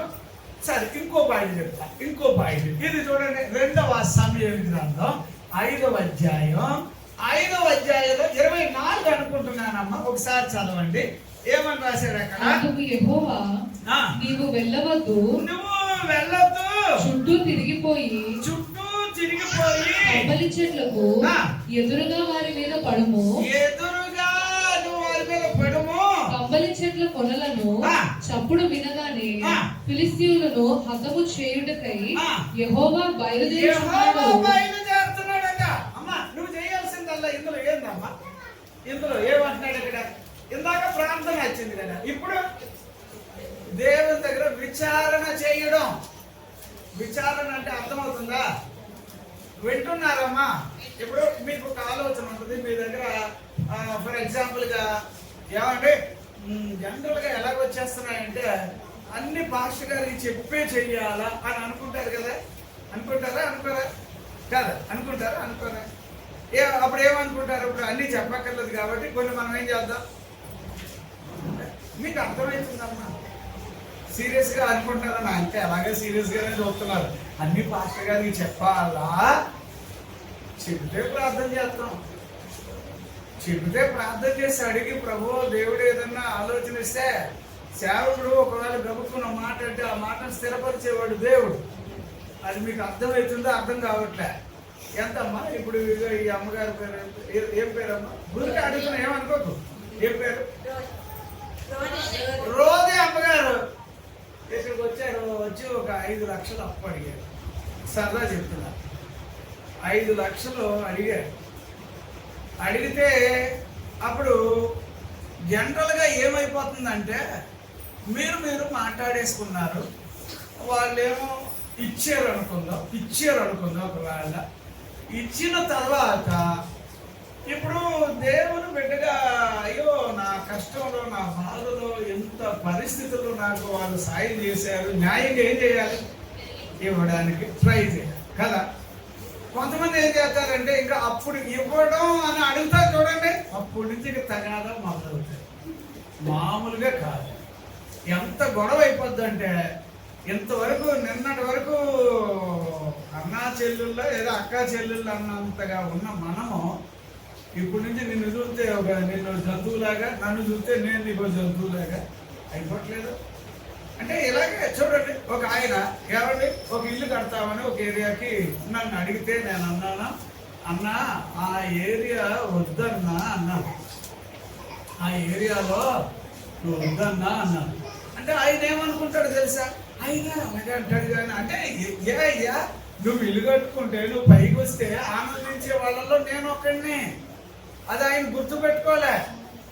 ఆఖరికి ఏమైందో తెలుసా? ఆయన ఇల్లు అన్ని రెడీ చేసుకున్నాడు, ఏదోదో స్థలము డబ్బులు అన్ని పెట్టుకున్నాడు. తీరా చూస్తే అది మోసపోయాడు. మోసపోయాక ఇప్పుడు ఏమన్నా అవుతుందా? నేనేమంటున్నానంటే, కొన్ని సందర్భాలు ఉంటాయి. ఒక చిన్న వ్యాపారం చేసిన, ఒక చిన్న కొట్టు పెట్టుకోవాలనుకున్నా, అమ్మ రాబోయే రోజుల్లో మన క్రైస్తవులందరూ కూడా కష్టపడి పని చేసుకోవాలి. ఏం చేయాలమ్మా? ఎవరి మీదో పడి తిందామని అనుకోకండి. ఎవరికి వాళ్ళు ఏం చేయాలి? రెక్కాడాలి. నేను కష్టపడి పని చేసుకునే మనిషిని ఎవరిని కూడా తక్కువగా నేను మాట్లాడను. కష్టపడాలి. ఈ ఆడపిల్లలు కూడా చేతనైనంత వరకు ఏదో పని, మగపిల్లలు కూడా. ఇగో ఈ పిల్లోడు 10th క్లాస్ అయితే వాడు 10th క్లాస్ మర్చిపోయి వెళ్ళి ఎక్కడో సూపర్ మార్కెట్లో పని చేయడానికి వెళ్ళాడు. అది నాకు నచ్చలేదు. నేను అన్నాను, అట్లాంటివి కుదరదు, అలాంటివి చేయకూడదని చెప్పాను. ఎందుకు అని అంటే, అక్కడ ఆ వయసుకి అది మంచిది కాదు. కానీ యాక్చువల్లీ మనందరం కూడా ఏం చేయాలి? కష్టపడి భోజనం చేయడం అలవాటు చేసుకున్నాం. రాబోయే రోజుల్లో ఏమండి, మీ చేయి పైన ఉండాలంటే కష్టపడాలి, పనులు చేసుకోవాలి. మన మందిరంలో సంబంధించిన వాళ్ళకి ఏ కంపెనీ పెట్టుకోవడం చేత కాదేమో అని అనుకునేది ఉండొద్దు. రాబోయే రోజుల్లో మన కుమారులు కుమార్తెలు ఏమండి సాఫ్ట్వేర్స్ పెట్టుకోవాలి, హార్డ్వేర్స్ పెట్టుకోవాలి, కంపెనీలు పెట్టుకోవాలి. ఇలాంటివి నేను చూడాలి, నాకు ఆశ ఉంది. నా బైబిల్ చెప్తుంది కాబట్టి నీ పిల్లలు నేను ఎవరిని కూడా భిక్ష పెట్టుకునేది చెయ్యి అన్నాడు. పట్టుకొని నేను అడుగుతాను. అందుచేత మీరు ఒక షాపు పెట్టారు, ఒక సూపర్ మార్కెట్ పెట్టారు, లేకపోతే ఒక పెద్ద కంపెనీ పెట్టారంటే వాటిని బట్టి సంతోషించేటట్టుగా ఈ మందిరం ఉండును గాక. దేవునికి స్తోత్రం. యుద్ధం జరుగుతుంది, యుద్ధం ముమ్మరంగా జరుగుతుంది. ఆ యుద్ధంలో ఇప్పుడు దావీదు ఏమన్నాడంటే, ప్రభువా నేను యుద్ధంకి వెళ్ళమంటావా అంటే ఎప్పుడైతే అలాగే అడిగాడు, నా మీద పని ఆధారపడి ఉంటాడు అనుకుంటాడు అంతే. అలాగా దావీదుని దేవుడు ఏమనుకుంటాడు, నా మీద ప్రతి చిన్నదానికి నా మీద ఆధారపడతాడు ఈ పిల్లడు అని. నానా ఇక యుద్ధం మొదలెడుతున్నప్పుడు ఇక ఈట వెళ్ళొద్దు, ఇలా వెళ్ళాలి, ఇలా కాదు అలా తిరగాలి, అవన్నీ డైరెక్షన్స్ ఇస్తే ఏమంటే అవతల బెదిరిపోయారట. దేవునికి స్తోత్రం. అందుచేత నేనేమంటానంటే యుద్ధంలో దేవుని అంటే ఏ చిన్న పని మీరు సక్సెస్ఫుల్ గా ముందు అభివృద్ధి చెందాలి అంటే ప్రథమ స్థానం దేవుడికి ఇచ్చేసేయండి. అర్థమైందా? ప్రార్థన చేద్దాం, ప్రభు దగ్గర అడుగుదాం. వాక్యం అయిపోలేదు, టైం అయిపోయిందా? అయిపోలేదు. ఎక్కువ పాటలు పాడించారు అనుకుంటా. అసలు వాక్యంలోకి వెళ్ళాలి కదమ్మా. ఇప్పుడు వరకు మనం విన్నది ఏంటంటే యుద్ధం అనేది నువ్వు చేయట్లేదు, నీ పనులు బారు ఏదైనా ఉంటే అది మీద పెట్టేసి నిశ్చింతగా ఉండడం అలవాటు చేసుకోండి. అదొకటి మనసులో పని ఉండే ఆల్జీబ్రా గుండు కాబరాకు పోనివ్వకండి. కానీ మీ మనసులో రకరకాల ఆలోచనలు రావడం కరెక్టే. కానీ ఇప్పుడు నేనేమంటానంటే అమ్మ నీకు ఏ చిన్న పని జరగాలన్నా, అమ్మ దెయ్యాలతో యుద్ధం ఎవరు చేయాలి? అంతేనా? దుష్ట శక్తులతో అంధకార శక్తులతో ఎవరు పోరాడాలి? అంటే ఇవన్నీ యావరేజ్ గా తను చెయ్యను గాక తను చేస్తూ ఉన్నాడు కాబట్టి అందులో నుంచి నీకు క్లూస్ వస్తాయి. అప్పుడు మనం పోరాడేది మనుషులతో కాదు, ఎవరితో? అంధకార శక్తులతో. అంటే ఆయన ఇవన్నీ మనకి డీటెయిల్స్ ఇస్తాడు కాబట్టి చలో నడుచుకుంటా పోతాం వాటి మీద. దేవునికి స్తోత్రం. సరేనా? ఇప్పటికి ఈ వాక్యాన్ని ఒక మూలకి తీసుకొచ్చాం. ఇప్పుడు ఇంకొక మాట ఆలోచన చేద్దాం. దేవునికి మహిమ కలుగునుగాక. హల్లెలూయా, హల్లెలూయా. సరేనా? ఇందులో మీరు ఆలోచన చేస్తే గనుక చూడండి, యెషయా గ్రంథం 32:2 ఒకసారి చూడమ్మా. ఏమని రాశాడు అక్కడ? యెషయా గ్రంథం 32:2. మనుషుడు గాలికి మరుగైన చోటు వలెను, గాలివానకు చాటైన చోటు వలెను ఉండును. ఎండిన చోట నీళ్లు కాలువ వలెను, అలసట పుట్టించు దేశమున గొప్ప బండ నీడ వలెను ఉండును. ఇక్కడ నేను ఒక మాట చెప్తున్నాను. నా ప్రభు నీ విషయంలో ఎంత కఠినమైన పరిస్థితుల్లోనైనా నీకు కావలసినంతగా నీ తరపున ఉంటాడు. అర్థమైందా? అందుచేత నువ్వు చాలా ధైర్యంగా ఉండాలి. ఒక మాట చెప్తాను, ఇది చదువమ్మా. యెషయా గ్రంథం 59:19 ఒకసారి చదువమ్మా. ఏమని రాశాడో చూద్దాం. దేవునికి మహిమ కలుగునుగాక. ఏమని అంటున్నాడు అక్కడ? పడమటి దిక్కునున్నవారు యెహోవా నామమునకు భయపడుదురు, సూర్యోదయ దిక్కునున్నవారు ఆయన మహిమకు భయపడుదురు. యెహోవా పుట్టించు గాలికి కొట్టుకొని పోవు ప్రవాహ జలము వలె ఆయన వచ్చును. అమ్మా ఇప్పుడు మీరు ఆలోచన చేయండి అమ్మా. దేవుడు ఎంత అంటే మనకి ఇప్పుడు ప్రళయంలాగా వచ్చినా వరదలాగా వచ్చినా నువ్వు భయపడవలసిన అవసరం లేదు. వాటికన్నా బలవంతుడిగా ఆయన వస్తున్నాడు. ఆయన అర్థమైందా? బలవంతుడిగా. మీకు ఎక్కడ చెప్తా? యెషయా గ్రంథం ఏంటమ్మా 53లోనా గగనము 64 ఏమన్నాడు? గగనమును చీల్చుకొని నీ కోసం అలాగా ఆయన గొప్పవాడుగా వస్తున్నాడు కనుక నువ్వు భయపడవలసిన అవసరం లేదు. అంచేత చాలా ధైర్యంగా ఉండాలి. సరే, ఇప్పుడు ఇందులో నుంచి మీరు ఆలోచన చేయండి. ఇందులో నుంచి మనం 2-3 పాయింట్లు మనం గమనిద్దాం. నెంబర్ 1. ఇప్పుడు బైబిల్ వాక్యాల్లో 138 ఆఖరి వచనంలో ఏముందమ్మా? 138వ కీర్తన ఆఖరి యెహోవా వచనం. నా పక్షమున ఎవరి పక్షాన్నమ్మా? నా పక్షమున కార్యము సఫలము చేయును. కార్యము సఫలము చేయును. యెహోవా నీ కృప నిరంతరం ఉండును. యెహోవా నీ కృప నిరంతరము ఉండును. మన కార్యాలు ఎవరమ్మా చేసేది? నీ పక్షాన కార్యాలన్నీ. ఇప్పుడు చూడండి అమ్మా, ఎవరెవరు కష్టాల్లో ఉన్నారో, ఎవరెవరు బాధల్లో ఉన్నారో, ఎవరెవరు శ్రమల్లో ఉన్నారో, ఇవన్నీ కూడా ప్రభు దగ్గర పెట్టి, ప్రభు ఈ విషయంలో నువ్వు ఎక్కువ చేయాల్సిందే. దేవునికి స్తోత్రం. హల్లెలూయా. అలా అడిగి చూడండి, ఆయన నీ పక్షాన యుద్ధం ఆడతాడు, జయమిస్తాడు, విజయాన్ని ఇస్తాడు. దేవునికి స్తోత్రం. సరే, ఇప్పుడు వాక్యంలో ఇందులో నుంచి ఇంకొక వాక్య భాగాన్ని, అంటే యుద్ధం ఆయన చేస్తున్నాడు కాబట్టి నీ లోపల ఎట్టి పరిస్థితుల్లో కూడా గర్వము రాకూడదు. ఏం రాకూడదు? గర్వము అంటే ఎవరిని పెట్టారు? ఇప్పుడు ఐగుప్తీయులకి ఏముంటది? వాళ్ళు జనరల్ గా ఐగుప్తీయులు అందరి గురించి ఇత్రో చెప్పిన మాట అదే కదా, ఏమండి? అదే కదా. అప్పుడు ఏమండి, నీ తరపున ఆయన యుద్ధం ఆడుతున్నప్పుడు ఏమండి, నీ లోపల ఏముండొద్దు అంటే గర్వం ఉండొద్దు. గర్వం ఉండొద్దు, కానీ దేవుడిని ఉన్నతంగా చూపే మనిషిగా కావాలి. ప్రభువా అంటే గర్వం ఉందనుకో, ప్రభు నీ తరపున యుద్ధం చేయడం కష్టం. వింటున్నారా?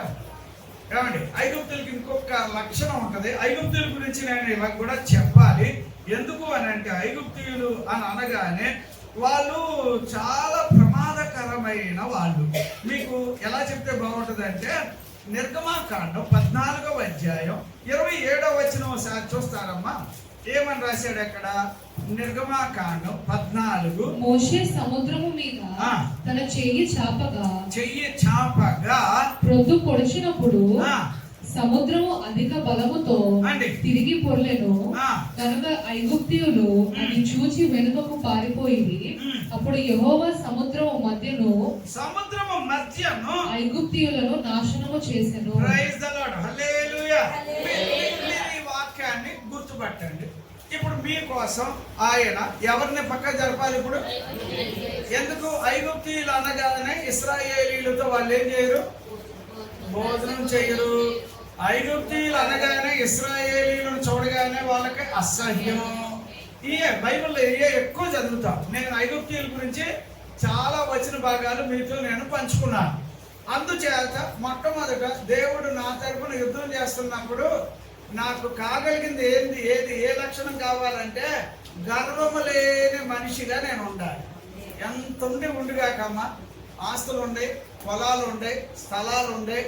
ఏమండి, ఇప్పుడు అమ్మ వేరండి అమ్మ, ఐగుప్తీ దేశంలో ఉన్న వాళ్ళు ఈ ఎర్ర సముద్రం వరకు వచ్చి ఇశ్రాయేలీలను ఎందుకు లాక్కుపోవాలని, రాకపోతే చంపేయాలని ఎందుకు అనుకుంటున్నారు చెప్పండి. మీరు ఎవరు చెప్తారు చూద్దాం. 100 రూపాయలు ఇస్తారు. 100 రూపాయలు అమ్మ. ఐగుప్తీయులు ఎర్ర సముద్రం వరకు వచ్చినారు. రాజు వచ్చాడు, సైనికులు వచ్చారు. వాళ్ళందరూ వచ్చి వాళ్ళు ఒక్కటే ఆలోచన ఏంటంటే, ఒకటి వెళ్ళి లాక్కుపోదాం వెనక్కి, రాకపోతే చంపేద్దాం. ఎందుకు అంటారు? ఏమంటారు చెప్పండి? ఏంటి ఆ ఉద్దేశం? ఏంటి? ఏదైనా మీకు ఏదైనా ఆలోచన పుట్టిందా? కరెక్ట్ ఆన్సర్ అయితే డబ్బులు ఇస్తా.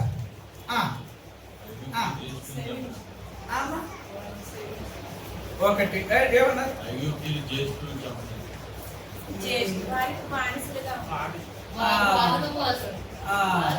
ఏమన్నారు మీరు?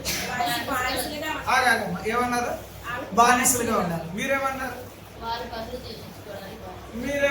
మీరేమనలేదా? ఏం లేదా? ఏమన్నా? సరే వినండి, మీకు ఇప్పుడు అర్థం అవ్వాలి. ఇప్పుడు ఈ పాయింట్ మర్చిపోరు. ఏమన్నా? కోపాలు ఇవన్నీ ఉంటాయి, కొన్ని రోజులు ఉండిపోతాయి. అయిగా వాళ్ళల్లో ఉన్న అసలు ఉద్దేశం ఏంటంటే, వీళ్ళెవ్వరూ బాగుపడకూడదు. ఏం కాకూడదు? ఏ కాలానికి వీళ్ళందరూ ఎలా ఉండాలి? ఉంటే బానిసలు, లేకపోతే చచ్చిపోవాలి. మరి ఇప్పుడు దేవుడు వీళ్ళకి ఏమిస్తున్నాడు? వీళ్ళకి ఐశ్వర్యాన్ని, మంచి దేశాన్ని. అంటే అమ్మ, మీ అభివృద్ధిని ఓర్వలేని వారితో ఆయన యుద్ధం ఆడునుగా. దేవునికి స్తోత్రం. మీ అభివృద్ధి అనేది, ఎందుకంటే అక్కడికి వెళ్తే మీకు బోల్డన్ని ఆశీర్వాదాలు ఉన్నాయి, బోల్డన్ని ప్రత్యేకతలు ఉన్నాయి, బోల్డన్ని దీవెనలు ఉన్నాయి, దేవుడు చేసిన వాగ్దానములు ఉన్నాయి. ఇవి నువ్వు అనుభవించాలి, తలగా మారాలి, విస్తరించాలి, స్థలాలు ఉండాలి, పొలాలు ఉండాలి, సార్ వస్తువులు ఉండాలి, విలువైన ఉండాలి. కానీ వీళ్ళేమంటున్నారంటే ఐగుప్తు దాటారంటే, ఈ ఎర్ర సముద్రం దాటారంటే వీళ్ళు మనకు దొరకరు. ఎవరినైనా వాడు ఒక్కొక్కడు ఎలాగా కోటీశ్వరులు అయిపోతారు, ధనవంతులు అయిపోతారు, విస్తరించిపోతారు. అందుకేనమ్మా మందిరానికి వెళ్ళే వాళ్ళ మీద ఏడ్చేది చాలా మంది. ఇందుకే అర్థమైందా? మందిరానికి వెళ్తుంటే అక్కడ మందిరంలో పాస్టర్ గారు ఎవరో దీవించేస్తాడంటే, దీవించేవాడు ఎవరు? ఆ వాక్యము కలిగిన దేవాది దేవుడైన యేసు ప్రభు కదా. అందుకనే మీరు కూడా మాతో కలిసిపోవాలి, మాలాగా ఉండాలి. మీరు అభివృద్ధి అవ్వద్దు, పైకి రాకూడదు, మీరు ఇతర దేశాలకు వెళ్ళిపోకూడదు, లేకపోతే ఇంకో చోట విస్తరించకూడదు. ఇలాగ అణగారిన స్థితిని తెచ్చేది ఎవరంటే ఐగుప్తీయులు. అర్థమవుతుంది అప్పుడు జాగ్రత్త. అందుచేత ఐగుప్తులతో బియ్యం అందొద్దు, వాళ్ళతో కలవద్దు. మీరు వారిలో నుండి ఎలా ఉండాలి? వేరుగా ఉండడం అలవాటు చేసుకోండి. మర్చిపోకండి అమ్మా. అర్థమవుతుందా? ఇప్పుడు ఇదో ఈ పాప ఎవరు ఏమై ఇదో పెద్ద స్టైల్ పిల్ల, భలే వస్తుంది. ఎంతో టిప్ టాప్ గా ఒక్కతే ఏదో బాడీ పౌడర్ వచ్చిన వస్తుంది, రావడం అలా వస్తుంది. మంచి బిడ్డ, దేవుడు దీవించుగాక. కానీ ఆ పిల్లలు మీరు చూస్తూ ఉండగానే రాబోయే రోజుల్లో మంచి బిడ్డ గొప్ప స్థాయికి రావాలి. వాళ్ళ తల్లి తండ్రికి ఉంటుంది ఒక ఆలోచన, మా అమ్మాయి ఇలాగైతే బాగుంటుంది, అలాగైతే బాగుంటుంది.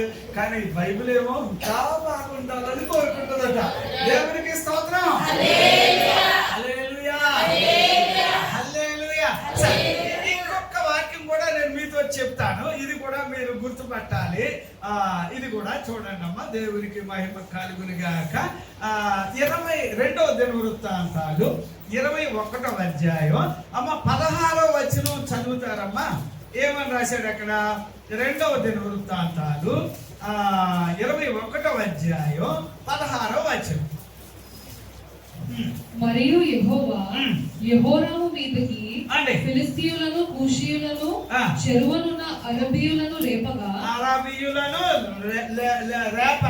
వారు యూదా దేశం మీదకి వచ్చి దానిలో చొరబడి రాజు నగరునందు దొరికిన సమస్త పదార్థములను, అతని కుమారులను, భార్యలను పట్టుకొని పోయింది. అమ్మా ఇది మీరు బాగా ఆలోచించండి. ఇంగ్లీష్ లో ఏముందమ్మా? అదే వచనాన్ని ఇంగ్లీష్ లో చూడండి అమ్మా. 16వ వచనంలో ఏమంటున్నాడు అక్కడ? దేవునికి మహిమ కలుగునుగాక. హల్లెలూయా. ఇంగ్లీష్ లో ఏముందమ్మా? ఇంగ్లీష్ లో ఏముంటది అంటే, మీరు చదవండి. వచ్చిందా? Okay, praise the Lord. అందులో They marched against Judah, broke down its defenses, and carried away everything of value in the royal palace. Then the Lord stirred up the Philistines and the Arabs who lived near the Ethiopians to attack Jehoram. ఇక్కడ మీరు బాగా గుర్తుంచుకోవలసిన ఒక point ఉంది. ఇందులో ఏంటంటే అరాబీయులు, అదేనా తెలుగులో ఉందమ్మా? అలాగేనా? వీళ్ళు ఏం చేస్తారు అని అంటే, యాక్చువల్లీ మీరు గనక యుద్ధం ఆయనే చేస్తాడు మీ తరపున. ఎవరమ్మా యుద్ధం చేసేది? ఆయన. యుద్ధం ఆయన చేస్తూ ఉంటే మీ ఇళ్లలో కానీ ఇదిగో ఎక్కడైనా కూడా విగ్రహారాధన అనేది ఉండకూడదట. ఆ పాయింట్స్ అన్ని మీరు కంటిన్యూ చదివితే కనుక మనకు దొరికే సమాచారం అది. విగ్రహారాధన అంటే ఏంటో తెలుసా? విగ్రహారాధన అంటే దేవుని వైపు మనిషిని వెళ్ళనివ్వదు. అర్థమైందా? ఇప్పుడు వీళ్ళు ఏం చేస్తారు అని అంటే గనక, వీళ్ళు ఒక విధంగా మీరు ఏమండి దేవునిలో విస్తరించడానికి ఆటంకంగా ఉండేది ఏంటంటే ఈ విగ్రహారాధన. ఈ అరాబీయులు వీళ్ళంతా ఎవరు అంటే, బైబిల్లో వీళ్ళు ఒక 7 రకాల ప్రజలు ఉన్నారు, ఆ జాతులు ఉన్నాయి. వీళ్ళేంటంటే ఖచ్చితంగా ఏదో ఒక దాన్ని మగ్గిపెట్టి అట్లా చూపించి ఇట్లా చూపించి దేవునిలో ఉండనివ్వకుండా చేసే స్థితి ఒకటి. అలాగే దేవుడు మనిషి అయి ఉండి మరి దుర్మార్గంగా ఈ ఆచారాలు, విగ్రహారాధన ఇలాంటి వాటిని కనుక కొనసాగుతూ ఉంటే వాళ్ళు పైకి. అర్థమవుతుందండి? అంచేత మన ఇంటలో ఉండొద్దు, మన ఒంటిలోనూ ఉండొద్దు, మన యొక్క ఆలోచనలలో కూడా విగ్రహారాధన ఉండకూడదు. దేవునికి స్తోత్రం. ఎందుకంటే అది ఉంటే కనుక ఆధ్యాత్మికమైన అభివృద్ధి నీ జీవితంలో నా జీవితంలో లేకుండా చేస్తుంది అనేది ఒక్కటి మీరు మర్చిపోవడానికి వీలు లేదు. దేవునికి స్తోత్రం. హల్లెలూయా.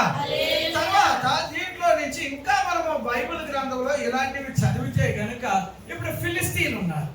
ఫిలిస్తీన్లు ఎప్పుడు కూడా ఏమండి వాళ్ళ ఆలోచన ఏంటంటారు? ఫిలిస్తీన్లు అనగానే శరీరమే వాళ్ళకి మాంసమే వాళ్ళకి ముఖ్యం. అంటే మాకు అవుట్ సైడ్ మేము బలంగా ఉన్నాం, అలాగున్న పేరుకి గొప్ప ఉన్న విషయం ఏమి ఉండదు వాళ్ళకి. అదే అట్లా ఉంటారు. ఆ స్థాయి కూడా మీరు గనక దేవునిలోకి వచ్చిన తర్వాత పైకి పటారంలా కనిపిస్తే కాకూడదు. పైన అంటే పైకి ఏదో అంత అంటే అంటున్నట్టుగా ఏదో భక్తి అంటున్నట్టుగా ప్రార్థన, ఇదంతా ఫిలిస్తీన్లకు ఉండే లక్షణం. ఇప్పుడు ఫిలిస్తీన్లు ఎందుకు లేపుతాడో తెలుసా దేవుడు? అలాగే అరాబీలను ఎందుకు లేపుతున్నాడో తెలుసా దేవుడు? మనం ఎప్పుడైతే యుద్ధం తను చేస్తున్నప్పుడు ఇక్కడ విగ్రహారాధన అనేది ఉండకూడదు. అక్కడ ఆయన యుద్ధం చేసి నీకు అన్ని అమర్చి ఉంచేటప్పుడు నా శరీరం నాకు ముఖ్యం అంటే కాదు, శరీరం కాదు, దేవుడే నాకు ఆత్మ సంబంధమైన జీవితమే నాకు ముఖ్యమని ఆ విధంగా మనం పైకి రావాలి. అందుగురించే సమయం వచ్చేటప్పటికి దావీదుని వాళ్ళు ఏం చేశారు? ఫిలిస్తీన్లు గొల్యాతు కానీ ఇంకెవరైనా వచ్చి శపించడం ఉంది. ఏమంటే అతని దేవతల పేరు మీద శపించడం మొదలెట్టాడట. అవన్నీ తగలకపోవడానికి కారణం ఏంటంటే దావీదు ఆత్మపూర్ణుడే, అభిషేకించబడిన వాడై ఉన్నాడు. అప్పుడు దీంట్లో మీకు నాకు అర్థం అవ్వాల్సింది ఏంటంటే బయట విగ్రహారాధన లేకపోతే ఏది ప్రకృతిగా గొప్పలు చెప్పుకోవడం, అతిశయించడం ఈ స్థాయి మనలో రాకుండా నా ప్రభువు ఏ చిన్న విషయం వచ్చినా ముందు ఎవరిని చూపించాలి? ఇది మీరు అలవాటు చేసుకోగలిగితే కనుక రానున్న కాలంలో మీకు అతిశయించడం అనేది రాదు, గొప్పలు చెప్పుకోవడం అంటూ రాదు. ఏ చిన్న విషయంలో అయినా కూడా ప్రభువుని బట్టి సామరస్యంగా ఎంతో చక్కగా ఏమంటే లోకస్తులు కాకుండా దైవికంగా దేవుని మనుషులుగా మనం ఉండడానికి ఆస్కారాలు ఉంటాయి. దేవునికి మహిమ కలుగునుగాక. హల్లెలూయా, హల్లెలూయా. ప్రార్థన చేయండి. ఇప్పుడు మనకు ఆయుధాలు ఏమిటి అని అన్నారనుకో, ఏది జయము పొందడానికి, యుద్ధంలో మనకు విజయము, మనకు అన్ని జరగడానికి, అన్ని మంచిగా జరగడానికి ఒక్కటే నీ నుంచి ఉండే ఆయుధాలు ఏమిటంటే, ఒకటి మౌనంగా ఉండాలి, 2 3 4 భయభక్తులుగా, 5 6 దేవుని మీద ఆధారపడడం. ఇలా 7వది ఏంటబ్బా అంటే మీకు సింపుల్ గా చెప్తున్నాను. యుద్ధమేమో మామూలుగా జరుగుతుంటే రాజుగారు ఏమంటాడు? కంజిళ్ళు తీసుకురండి, మ్యూజిక్లు తీసుకురండి, కంజిళ్ళు తాళాలు తీసుకురండి అన్నాడంటే దాని అర్థం ఏంటమ్మా అంటే అప్పుడు యుద్ధం అక్కడ జరుగుతా ఉంది, నువ్వు ఇక్కడ ఏం చేయాలి?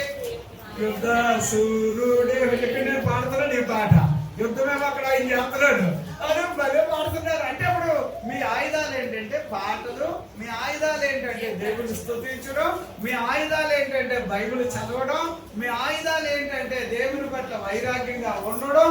ఇవేనమ్మా. ఇలా మీరు ఉంటూ ఉండగానే ఏ ఫిలిస్తీనుడు నీ వైపు చూడడు, అర్థమైందా? ఏ అరామీయుడు నీ మీద చూడడు. ఇంకా ఉన్నాయి చాలా 7 రకాలు ఉన్నారు వాళ్ళు. కాకపోతే టయాన్ని బట్టి నేను సింపుల్ గా ఒకే ఒక పాట చెప్తున్నాను. ప్రభు కోసం గట్టిగా నిలబడదాం. యుద్ధం యెహోవాది. దేవునికి స్తోత్రం. దేవుని వాక్యాన్ని మన వినికిడిలో ఆశీర్వదించునుగాక. Amen. Praise the Lord. Hallelujah.